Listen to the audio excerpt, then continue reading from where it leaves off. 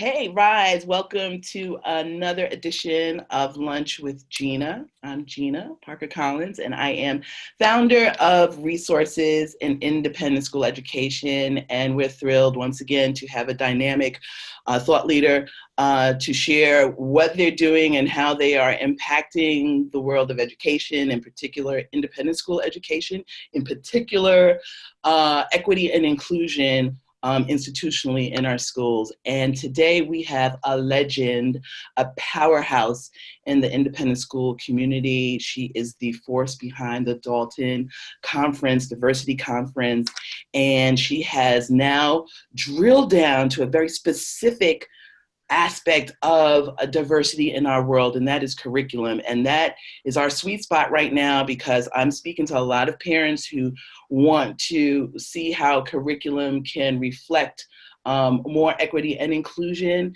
And so Casper Calderola is here with us today. Welcome, Casper. Thanks for being here.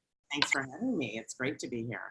Yes. So I want to talk about the important work that you're doing right now, because I think it's some of the hardest work to do is to develop curriculum, to shift curriculum, in independent school world. So before we start and dig into that, I want you to tell me 3 things that people don't know about you that would surprise folks. You just told me something a moment ago. I don't know if you wanted to say that, but no, I don't. Okay. How about I grew up in New York. I've lived here all my life. I walk between 6 and 8 miles a day. Let's see what else. Primary reason I'm on social media is to read all the incredible articles that are posted that I could never get enough magazine subscriptions or newspaper subscriptions for. So I feel like it's my schooling every day. And probably the biggest thing, you wouldn't be surprised to know, but at this time in our country, I just can't think of a topic that's more important than what we're talking about. I just can't imagine a school that wouldn't want to focus on race and racial history. And we're trying to make it as easy as possible for schools. Okay, so tell us a little bit more about the racial literacy curriculum that you are gifting. Is it not just a gift to schools? Literally. Let's start with why schools don't change so easily. I know most of independent schools are state tradition, wonderful. But typically what we hear is, we can't change, we don't have the money to change, there's no budget for it, or there isn't time for it, or we're concerned that maybe parents won't be on board with it. So what we've done is, we were incredibly fortunate and received an incredibly generous grant to create this curriculum. Monique Vogelsang was our lead developer, and she's an extraordinary educator. And she put together a wonderful team of teachers, and they spent about 1.5 years creating this K-8 racial literacy curriculum. The grant stipulated that it be given to schools free of charge, so we took away the money problem. Halfway through the project, Monique and I looked at each other and said, this is going to have a parent component, otherwise it's going to fall flat. We can get the schools on board, we know the kids are on board, they want to learn this, but we want to make sure the parents are. And most parents, I don't know about your friends, but most people I know did not grow up learning about their own racial history. And so the ability to talk about it is very low. So we wanted to find a way to bring them into the conversation as parents, but also as learners. So we said, once the K-8 racial literacy curriculum was finished, we would then go and find funding for the Parent Guardian Companion Guide, which we then did. So it was like right on the heels of it, I know, which was incredible. We were very, very lucky. And that grant did not stipulate that it should be given out free of charge, but we all felt it was so important to have this information out there that it should be. So it is. Everything's free. You just download it off our website. We do offer professional development for faculty and staff, where it's either we'll do an open forum, or we'll go to schools themselves. Those are unfortunately not free, because that's a lot of time that it takes. And we're also starting to do parent-guardian discussion groups with PAs. So that's sort of the genesis of it all. What our curriculum offers is it's spiral. It's being taught the way math is being taught. You learn what you learn in kindergarten, you then build on those skills and you learn the next step in first grade. And that's exactly what this is. A lot of it is literature and history based, which wouldn't surprise you, but there are definitely some math lessons in there and certainly some science lessons in there. We had a great professional development at school in California recently, and this is obviously new to their school. So a second grade teacher was saying, my incoming second grade doesn't have the benefit of having this curriculum in K through 1. I'm going to pull some of those K through 1 lessons and use them with my second graders, because it's not like they're baby lessons. They're literature or their art activities, or their videos to watch together, books to read together. So I love that she saw the need for it. It's not that you have to do that, but the kids will benefit from it. So that's really where we are. The curriculum launched in June or the end of May, and already 125 schools have downloaded it. That's awesome. Which is amazing. So, we've got this going on across the country. I get calls from schools I've never heard of, in cities I've never heard of. And I always say, how did you hear about us? Oh, a friend, a teacher passed it on. So it's definitely, they're playing telephone with it, which is really exciting. Yeah. So I'm really excited about the parent piece, of course, because we work in RIISE a lot around parent development. I am excited to bring it to my PA because I know that it's going to be a support in guiding us in having the conversations that oftentimes are happening in schools, but are not happening at home. Mm-hmm. We don't have the language for it. We're not sure what we should or should not say. And we're not even having it among ourselves. So I've been looking for this curriculum, right? And I'm so happy that, this template is here for us to guide us in our conversations. So what would you say has been the challenges? Have you run into any challenges? I mean, we've had all of these schools download the curriculum. But have there been any challenges in really trying to take this curriculum and do something with it? It's one thing to have it, and then it's another thing to do something with it. Absolutely. I can't say as of yet we have, because it's so early on. We're going to be surveying the schools at the end of this school year to see how it was. I mean, we're in touch with some of the schools, but certainly not all of them. Mm-hmm. The schools where we've gone to do PD, what I've been impressed with administrators, because I don't know how you feel, how you interact with teachers, but teachers are very protective of their curriculum. Yes, they are. They are protective of their curriculum. And yes, they are.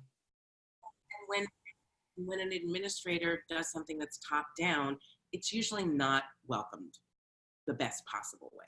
And I think that more of a grassroots, bringing them in, letting them hear about it, letting them learn about it, is much more of the way to go. So one administrator brought us in and said, we're going to do PD for the whole school, but I'm telling them they don't have to implement it. They just need to learn about it. And then we're going to talk about how we're going to do it over the next couple of years. And I thought, what a lovely way to the faculty. Mm-hmm. And what it did, Gina, honestly, was it made them that much, first of all, they were so much more open to it. And they saw it. It's not a complicated curriculum to implement. There are literally 8 lessons per grade with extensions off of each one. So if a teacher really wants to grab a hold of it and go crazy, they can do it. If they want to stay right to the 8 lessons, they can do that also. To a homeroom or an advisory period where it doesn't have to be a standalone class, because we knew that would never happen. That would be asking for way too much. So the parent piece, the guide that you've seen, is definitely something that can stand alone. So a parent could read it with their child, do the exercises and the activities with their child, and the child doesn't have to have had that curriculum at school that day. This could easily be a standalone. What we'd like to hope is that the parents will be advocates for us to bringing this into their school. Absolutely. That's what I'm hoping, because that's the goal of today. That is the goal of today. I mean, we are going to continue to have this conversation around this curriculum and encourage, and I'm going to report back on my experience with my PA and bringing it in. I mean, one of the units that I'm looking at right now that I think is great for our younger ones is, the physical world around us, right? A celebration of skin, in parentheses, colors. right? You tell us a little bit more about that. I think that's a sweet Well, spot. they're definitely different. There's that lesson, I believe, hits in several grades. But one of the loveliest ones, and I'm going to forget the artist, but what she does is she's taken Pantone colors and she's taken photographs of, I don't even know how many people at this point, but it's hundreds and hundreds of people. It could be thousands, actually. And she's taken the eyedropper in Photoshop and she's tapped it on the nose and then made the background color the color of their nose. And I've been told that she's literally not repeated one color. Wow. So we talk about this as a black and white issue, but nobody's white and nobody's black. And, you know, we're all these amazing shades. And there's a lovely lesson that shows you how to mix skin color. And what you start with is orange. So you've mixed the yellow and the red and you start with orange and you add in either white or something like white or black or something like that to get the actual skin tones. So to me, typically what you'll see in kindergartens, at least what I saw, was, you know, paint your own portrait. Yeah. And so whatever color that is you're painting, you know, you're making up some color. But what I love about this, what we're suggesting is paint your friend. Let's paint all different skin colors. So it's just making kids aware, because how many years ago was it we all, you know, everybody thought it was, you're supposed to be colorblind. Well, that's not what we're trying to do. Everybody needs to be seen for who they are. So that's a lovely lesson. And that's a lesson we actually, one of the schools we went to said, you know, we'd love to do that self-portrait or portrait of a friend every year, starting in kindergarten and going through 8th grade and seeing, you know, first of all, how the kids change and how they look at themselves and how they, you know, what colors they're choosing, also their artistic ability, but just what a lovely documentation of growth over there. So I'd love to see if that happens, you know, 9 years out. Mm-hmm, mm-hmm. And then there's another unit that as parents we can discuss with our children that I'm particularly interested and excited about, is the historical construction of race and current racial identities throughout the United States, and the danger of a single story, right? So I'm excited to dig into that. A lot of our schools, my school in particular has a Constructing America curriculum, and in the senior year. So I happen to have a sophomore now, and that is something that we can discuss. So tell us, go ahead. I was just going to read something to you. I read an amazing article by Tim Wise last week. Mm-hmm. And, you know, as a parent, I'm sure you've heard a ton about STEAM or STEM and how that's, you know, what we're supposed to be focusing on now. So this article is titled "Forget STEM. We Need Mesh." Mesh, yes. Yeah. Wasn't that amazing? So this quote I just thought was brilliant. In a nation where children are more likely to grow up knowing an entirely fabricated story about George Washington and the cherry tree than they know about Washington's ownership of other human beings and how central slavery was to the building of the nation, we are a country filled with people who border on historically illiterate. Mm. I thought, if that isn't the impetus and the jumping off point to realizing that we maybe haven't been doing it the way it needs to be done, this is an opportunity to start making that right. Yeah, well. It's a great article. I'm ready. I'm ready. And again, thank you for providing our schools with a tool, and us as parents with a tool.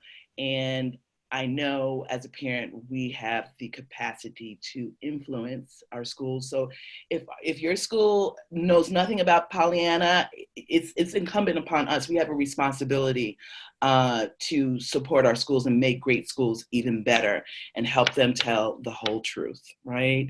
And so with that, I want to thank you, Casper. We could talk all day, you know that, right? But we had said we got to get this down to less than 15 minutes, right? People are busy, but we're going to continue to talk more about the racial literacy curriculum that Pollyanna is bringing out, and it's coming to a school near you, right?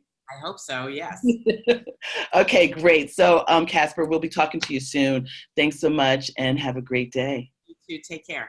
Okay, bye. And everybody, I'm going to have a link to information with regards to the parent curriculum right under the post. So look for it and you'll have everything that you need to get in touch with Casper and help spread the word. Okay, great. Have a great day, everybody. Thanks for joining us.